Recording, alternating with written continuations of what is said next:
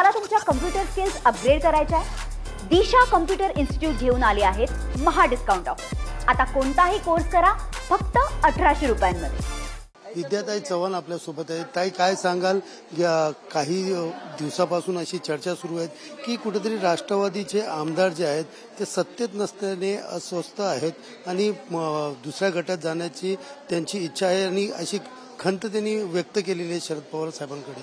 काय नाही, मला याविषयी काही माहिती नाहीये, परंतु तुम्ही मला विचारतायत की राष्ट्रवादीचे आमदार का खासदार कोणी नाराज आहे, कोणी दुसरीकडे जाऊ बघतायत, तर माझ्या कानावर तरी अशापैकी काही आलेलं नाहीये। राष्ट्रवादीचे जेवढे आमदार जेवढे खासदार आहेत ते शरद पवार साहेबांबरोबर खूप खुश आहेत आणि काय निर्णय घ्यायचा ते पवार साहेब आणि ते आमदार खासदार मिळून घेतील, त्याच्यामध्ये आपण कोण बोलणार आहे? गेल्या काही दिवसापासून चर्चा आहे की अजित पवार आणि शरद पवार एकत्र येणार। या सगळ्या चर्चेकडे तुम्ही कसं? चर्चा आहे, चर्चा मीडिया घडून आणते, आम्ही थोडी करतोय चर्चा। ताईने पण सांगितलंय की पावसाळा सुरू आहे, रेनकोट घालायचा की छत्री? हा, मग तो प्रत्येकाचा प्रश्न आहे की पावसामध्ये छत्री वापरायची का रेनकोट वापरायचा, हा ज्याचा त्याचा प्रश्न आहे। पाऊस आला की ज्याच्याकडे जे असेल ते वापरेल तो। पण ज्या पद्धतीने राजकीय प्रश्न होता त्याच्यावरती छत्री की रेनकोट, म्हणजे हा कुठेतरी तळ्यात मळ्यात म्हणजे दोन्ही साईडला जाण्याची इच्छा मनात आहे असं संकेत आहेत? नाही, असे काही संकेत नाहीये, कारण आम्ही आमच्या याच्यावरती ठाम आहोत। आम्ही पवार साहेबांबरोबर आहोत आणि पवार साहेबांबरोबरच राहणार। दुसरा एक प्रश्न आहे, अजित पवार यांची आज सभा होती, त्या ठिकाणी प्रहारच्या काही कार्यकर्त्यांनी त्या ठिकाणी आंदोलन केलं, ते आणि शेतकऱ्यांचा विषय असेल त्यांच्या विषयावरती आंदोलन केलं, कसं पाहता? नाही, शेतकऱ्यांचे प्रश्न अतिशय गंभीर बनलेले आहेत, फक्त महाराष्ट्रात नाही संपूर्ण देशात बनलेले आहेत। आणि बच्चूभाऊ कडू हे शेतकऱ्यांच्या प्रश्नावर अपंगांच्या प्रश्नावरती उपोषणाला बसले। आजचा 7वा दिवस आहे। खरं तर महाराष्ट्र शासनाने तातडीने या उपोषण सोडवलं पाहिजे आणि त्यांच्या ज्या मागण्या आहेत त्या मान्य केल्या पाहिजे। कारण मगाशी मी पाशा पटेल यांचं विधान ऐकलं की काँग्रेसच्या काळामध्ये काँग्रेस चर्चाही करत नव्हती। काँग्रेस चर्चा करत नव्हती, काँग्रेसने डायरेक्ट शेतकऱ्यांचं कर्ज माफ केलं होतं। त्यामुळे आता जर मागणी असेल की शेतकऱ्यांचं कर्ज माफ केलं पाहिजे, मला तर असं वाटतं शेतकऱ्यांना जे काही शेतीला लागतं, मग बी बियाणं असतील, खतं असतील, फवारणीचं सामान असेल, मजुरी असेल, वीज असेल, पाणी असेल, शेतकऱ्याकडे काही नाहीये, गरीब आहे शेतकरी।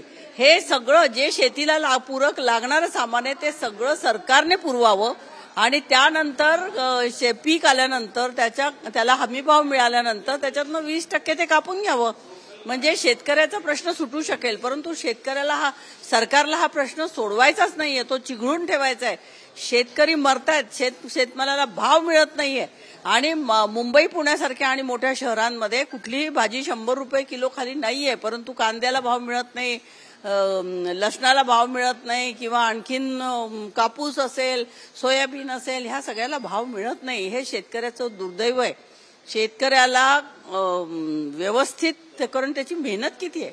आता आपण बघतो ओला दुष्काळ पडला, सुका दुष्काळ पडला, गारपीट झाली, याच्यामध्ये सगळं शेतकऱ्याचं पीक लंबेलाट होऊन जातं, पूर्ण हे होऊन जातं।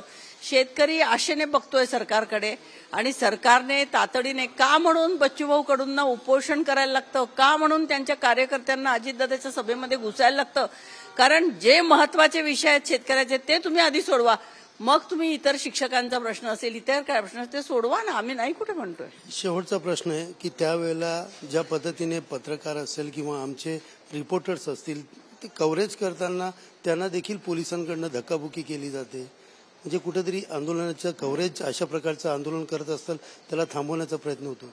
पोलीस फक्त आणि फक्त सरकारचे लोक, म्हणजे अजितदादा असतील, मुख्यमंत्री असतील, दुसरे उपमुख्यमंत्री असतील, मंत्री असतील, आमदार असतील, यांची काळजी घेण्यामध्ये मशगूल आहे। त्यांना असं वाटत नाही की लोकशाही आहे, लोकशाही मार्गाने मीडिया असेल, लोक असतील, आंदोलन करतात, निदर्शनं करतात, ही करण्याची वेळ काय येते त्यांच्यावर। मग पोलिसांनी त्यांना धक्काबुक्की करणं, अशा प्रकारे फोर्सफुली बाजूला करणं हे चुकीचंच आहे। एकंदरीत पाहायला गेलं तर शेतकऱ्यांचे प्रश्न कुठेतरी मार्गी लावे अशा प्रकारचं या ठिकाणी विद्याताई चव्हाण यांनी व्यक्त केलेलं आहे। कॅमेरा पर्सन चरणसह सुनील जाधव, TV9 मराठी, मुंबई। मला तुमच्या कम्प्युटर स्किल्स अपग्रेड करायच्या आहे? दिशा कम्प्युटर इन्स्टिट्यूट घेऊन आले आहेत महा डिस्काउंट ऑफर। आता कोणताही कोर्स करा फक्त 1800 रुपयांमध्ये।